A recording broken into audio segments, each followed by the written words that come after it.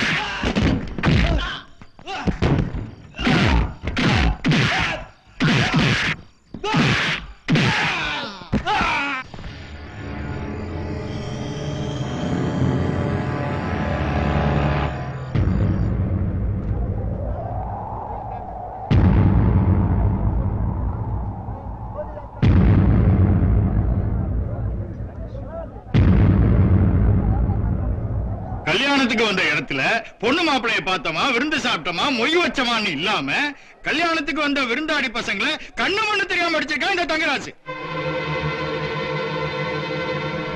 இதே தங்கராஜ தவிர வேற யாராவது இப்படி நடந்திருந்தா நடக்கிறதே வேற. நியாயம் பேசுறதுக்கு வந்தாச்சு, அதை விட்டு நடக்கிறது வேற நடக்கிறதுன்னா எங்களுக்கு பேசுறீங்க. இப்படி சொன்னதுக்கே உங்களுக்கு கோவம் பொத்திட்டு வருது. உங்க ஊர்ல இப்படி ஒரு விசேஷம் நடந்து அதுல ஒருத்தன் சில்லறத்தனமா நடந்துக்கிட்டா நீங்க சும்மா இருப்பீங்களா ஐயா? ஏய் சில்லறை பேசுன ரவீந்திரம் வந்து இந்த எருமப்பட்டி கரெக்டே இதே பழமா போச்சு. ஏய் ஊரை பத்தி எருமப்பட்டி கிருமப்பட்டின்னு கேவலமா பேசுனீங்க, சுத்தப்படாது. ஏய் உங்க ஊர் பேரை தாண்டா எருமப்பட்டின்னு சொன்ன எருமை.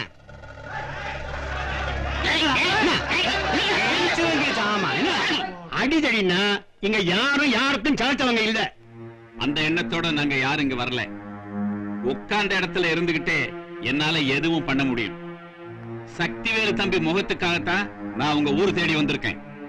தங்கராஜ் ஏன் அடிச்சான் கேட்டு சொல்லுங்க.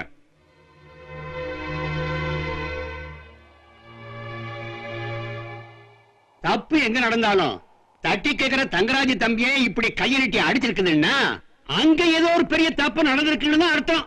கரெக்டுங்க. ஊருக்கே உதாரணமா இருக்கிற தங்கராஜ் தம்பி அநியாயத்துக்கும் அக்கிரமத்துக்கும் ஒரு காலம் தரப்படாதுங்கிறத முதல்ல நீங்க தெரிஞ்சுக்கணும். அதுக்காகத்தான் இதை சொல்றேன். இருந்தாலும் அட என்னமா இருந்தாலும் போனாலும் எதுக்காக அடிச்சான்னு கேட்டு சொல்லுவீங்களா? அவனுக்கு போய் சர்டிபிகேட் கொடுத்துக்கிட்டு. சரி சரி சரி, இருந்தாலும் சொல்ல வேண்டியதை சொல்லித்தானே ஆகணும். தங்கராசு, கல்யாண வீட்டுல என்ன நடந்துச்சு? நீ அந்த பசங்க அடிச்சியா? மாமா, அவங்கள நான் அடிச்சேன். தயவு செஞ்சு ஏன் அடிச்சேன்னு மட்டும் கேட்காதீங்க. அடிச்சேங்கிறத பெருந்தன்மையா ஒத்துக்கிற நீ ஏன் அடிச்சேங்கிறதையும் பஞ்சாயத்துல சொல்லித்தானே ஆகணும். அதான மரியாதை. பெரியவங்க எல்லாரும் என்ன மன்னிச்சிருங்க. மாமா, நீங்களும் என்ன மன்னிச்சிருங்க. தயவு செஞ்சு எதுக்காக அடிச்சுன்னு மட்டும் கேட்காதீங்க. பஞ்சாயத்துல என்ன தண்டனை கொடுத்தாலும் நான் ஏத்துக்கிறேன். அவனா சக்கரவர்த்தி கொஞ்சம் பொறுமையா இருப்பா. அட என்ன மாமா, பெரியவங்க நீங்க கேட்டுக்கிட்டே இருக்கீங்க, எரும மாதிரி என்ன பதில் சொல்லிக்கிட்டே இருக்கானே, என்ன போய் பொறுமையா இருக்க சொல்றீங்களே? எதுக்காக அடிச்சாலும் சொல்ல போறானே இல்லையா?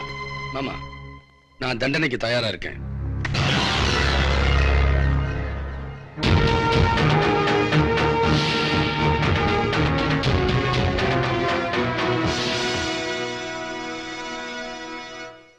என்னடா திமிரா? கேட்டா ஒழுங்கா பதில் சொல்ல மாட்டேன். அப்படி ஒரு கொழுப்பு உனக்கு. உள்ளங்கால்ல இருந்து உச்சந்தலை வரைக்கும் உன்னை கேட்கறதுக்கு ஆளுல நினைச்சுக்கிட்டியா? ஏண்டா எங்க தப்பு இருந்தாலும் போய் தட்டி கேப்பீங்களாமே? அது என்னமோ காலத்துக்கு சுத்தி சுத்தி அடிப்பியாமே? ஏய், ஏடி நீ பாத்திருக்கியா? தாங்க மாட்ட, பிச்சிரும் பிச்சு. சொல்றா, எதுக்குடா அடிச்சா? சொல்றா, ஏன்டா அடிச்ச? ஏ ராஸ்கல், நான் கேட்டுக்கிட்டே இருக்கல, சொல்றா. ஏய், இப்ப சொல்ல போறியா இல்லையாடா? சொல்றா.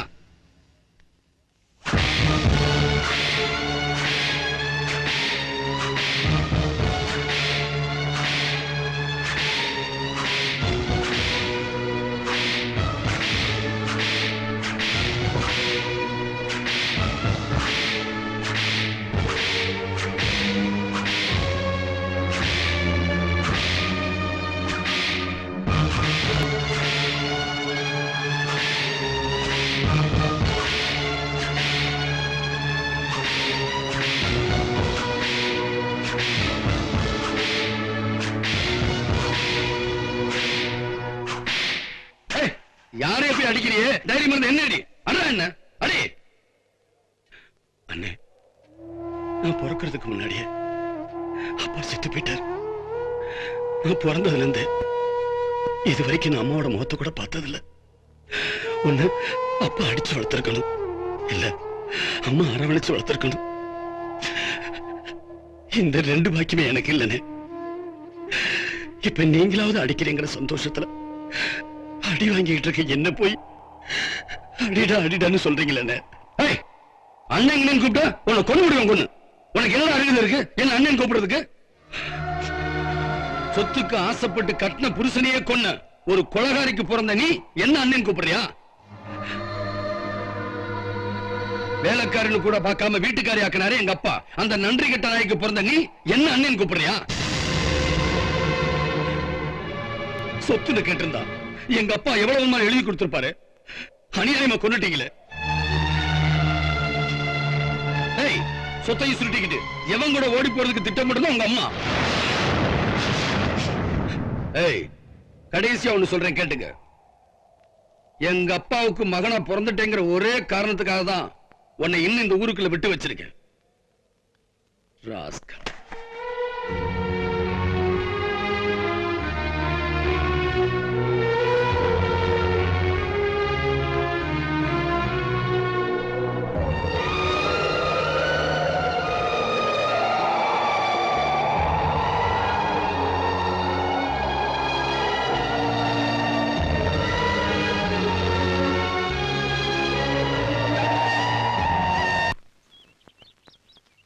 அடிச்ச கையை இப்படி வலிக்கும் போது அடிப்பட்ட உடம்பு எப்படி இருக்குன்னு கொஞ்சமாவது நினைச்சு பாத்தீங்களா? ராமாயணத்துல அண்ணியோட மானத்தை காப்பாத்துறதுக்காக தம்பி லக்ஷ்மணன் தரையில கோடு கிழிச்சாரு. ஆனா இங்க என்னடானா அன்னைக்கு நடந்த அவமானத்தை சொல்றான்னு சொல்லி அண்ணனே தம்பி உடம்பு பூரா கோடா கிழிச்சிட்டீங்க. என்ன சொல்ற? கல்யாண வீட்டுல 4 காலி பசங்க எங்க கிட்ட அசிங்கமா நடந்துக்கிட்டானுங்க. அத கண்ண பார்த்து அவரு சும்மா இருப்பாரு. அத பஞ்சாயத்துல வச்சு கேட்டா எப்படி சொல்வாரு?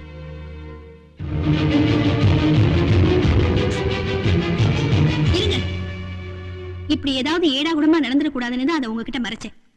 ஆனா அதுவே அவருக்கு அவ்வளவு பெரிய தண்டனை வாங்கி கொடுத்துருச்சேன்னு நினைக்கிறப்பதான் எனக்கு வருத்தமா இருக்கு.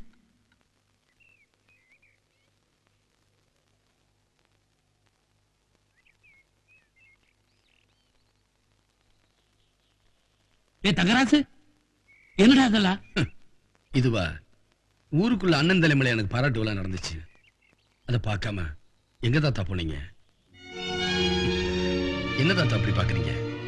கழுத்துல மாலை போடுறதுக்கு பதிலா உடம்பு பூரா மாலை போட்டு வந்திருக்கேன்னு பாக்குறீங்களா? எங்க அண்ணன் தான் எதை செஞ்சாலும் அரையும் குறையுமா செய்ய மாட்டாரு. நீதாப்பா அவன் அண்ணங்கிற, அவன் உன்னை தம்பின்னு கொஞ்சமாவது நினைச்சு பார்த்தானா? அதுலதான் தாத்தா வில்லங்கமே வந்துச்சு. எனக்கு தம்பியா இருக்கிறதுக்கு உனக்கு என்னடா தகுதி இருக்குன்னு கேட்டாரே பாருங்க கேள்வி. சரமாரியா அப்படி ஒரு நிலைமை இந்த உலகத்துல வேற யாருக்கும் வரக்கூடாது தாத்தா. என்னைக்காவது ஒரு நாள் மனசு மாதிரி உன்னை தம்பின்னு ஏத்துக்குவான்னு நானும் கனவு கண்டுட்டு இருந்தேன். உண்மையில இன்னும் இவ்வளவு வெறியா இருக்கான்னா இனிமேல் இந்த ஊர்ல இருக்கிறது அர்த்தம் இல்லை. இல்ல தாத்தா, இனிமேதான் நான் இந்த ஊர்ல இருக்கணும். என்னடா சொல்றேன்?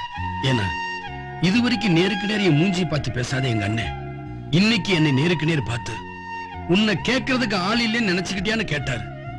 அப்படின்னா என்ன அர்த்தம்? நான் இருக்கேன்டா உங்க அண்ணன் அப்படின்னு தானே அர்த்தம். இனிமேதான் தாத்தா நான் இந்த ஊர்ல இருக்கணும். தாத்தா, அப்பாவை அநியாயமா கொன்னுட்டாங்களே நினைக்கிற போது என்னை விட அவருக்கு தானே தாத்தா ஆத்திரம் அதிகமா வரும். ஏன்னா அப்பாவோட தோல் மேலே நெஞ்சு மேலே ஏறி விளையாண்டது அண்ணன் தானே. நீ என்னதான்டா சொல்ற? செத்தாலும் நான் இந்த ஊர்ல தான் சாகணும். அம்மா செஞ்ச பாவத்துக்கு அண்ணங்கையால் அடிபட்டு சாகிறதான் பரிகாரம்னா அதுல எனக்கு சந்தோஷம் தான். 1000 தடவை கேட்டேன் எங்க அப்பாவை எங்க அம்மா ஏன் கொன்னாங்கன்னு. நீங்க சொல்லல. அதை விடுங்க. அம்மாவை பத்தி எனக்கு கவலை இல்லை. இருக்கிற இடம் தெரிஞ்சு அவங்க முகத்தை கூட நான் பார்க்க விரும்பல. எங்க அப்பாவை ஊரே தெய்வமா நினைச்சிட்டு இருக்கும்போது எங்க அப்பா எதுக்காக 2ஆம் கல்யாணம் பண்ணணும்? முதல் சம்சாரம் உயிரோடு இருக்கும்போது, அதுவும் தோட்டத்துல வேலைக்காரியா இருந்த எங்க அம்மா வேற. அப்படின்னா எங்க அப்பாவுக்கும் எங்க அம்மாவுக்கும் ஏற்கனவே இப்படி ஒரு கேள்வி கேட்கறதுக்கு எப்பறம் உனக்கு துணிச்சல் வந்தது? யாரா உனக்கு இந்த தைரியத்தை கொடுத்தா? பெருசா அப்பாவை பத்தி பேச வந்துட்டா. அப்பா யார் தெரியுமாடா? உண்மையிலேயே கோயில் கட்டி கும்பிட வேண்டிய தெய்வம்டா.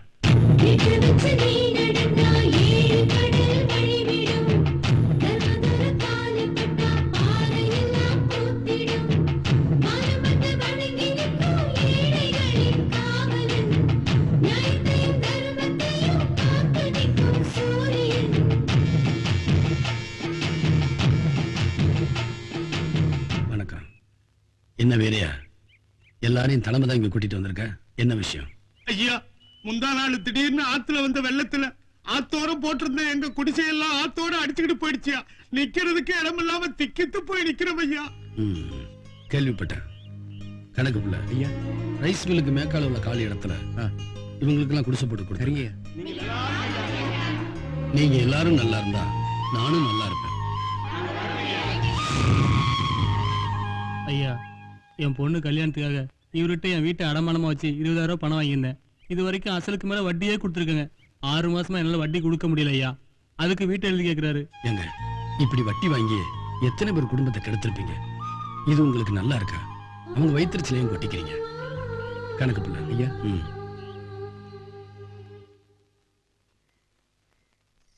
என் வீட்டுக்காரர் என் மேல சந்தேகப்பட்டு தினமும் என்ன அடிக்கிறாருங்கய்யா. இந்த பாருப்பா, ஒவ்வொரு பொம்பளையும் பரிசுத்தமா இருக்கணும்னு ஒவ்வொரு ஆம்பளையும் நினைக்கிறதுல தப்பு இல்ல. அதே மாதிரி ஒவ்வொரு ஆம்பளையும் பரிசுத்தமா இருக்கணும்னு பொம்பளைங்க நினைச்சா இந்த உலகத்துல 100க்கு 90 ஆம்பளைகளுக்கு கல்யாணமே நடக்காது. போ, ஒழுங்கா குடும்பம் நடத்து. போ. சரி ஐயா, உங்க தயவால எப்படியோ என் மகன் டாக்டர் ஆயிட்டான். நல்லா படிச்சான், டாக்டர் ஆயிட்டான். இதுல ஏன் தெய்வம் என்ன இருக்கு? இல்லைங்கய்யா, உங்க தயவு இன்னும் வேணும். நான் அமெரிக்கா போகணும், நிறைய சம்பாதிக்கணும். அதுக்கும் நீங்க தான். தம்பி, நான் உன்னை டாக்டருக்கு படிக்க வச்சேங்கிறதுக்காக இதை சொல்லல. நம்ம நாட்டுல டாக்டருக்கு படிக்கிற ஒவ்வொருத்தருக்கும் நம்ம நாட்டு ஜனங்களுக்கு சேவை செய்யணுங்கிற மனப்பான்மை வரணும். அதான் நீங்க படிச்ச படிப்புக்கும் வாங்கின பட்டத்துக்கும் மரியாதை, கௌரவம். எப்பவுமே இந்த நாட்டுல கல்வியும் மருத்துவம் சேவையா இருக்கணுமே ஒழிய அது ஒரு வியாபாரமாக கூடாது. புரிஞ்சதா?